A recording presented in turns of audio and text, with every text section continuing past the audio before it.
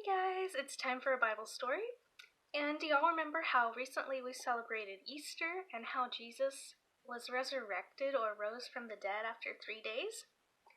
This is another story continuing after that about some of his friends, and they're on the road to Emmaus.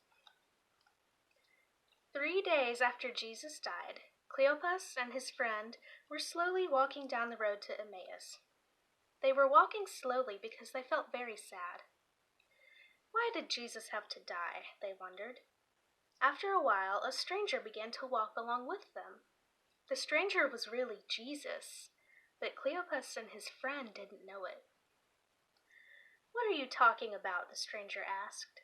The men looked at each other. Are you the only person in town who doesn't know what just happened? They asked. They told the stranger what had happened to Jesus. Jesus was a great teacher, Cleopas said. We hoped he was the one God promised would save the world, but instead he died on a cross. We took Jesus' body down and put it in a tomb. This morning, our friends went to the tomb, but Jesus' body was gone.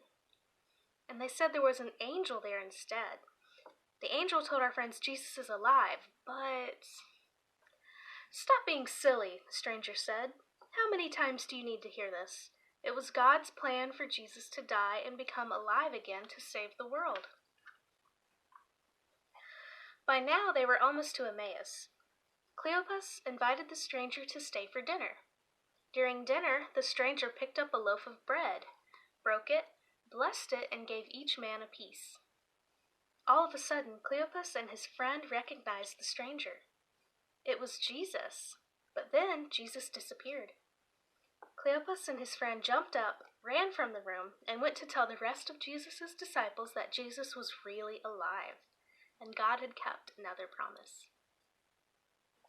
So if you guys saw Jesus walking down the road today, who would you go and tell, and what would you say?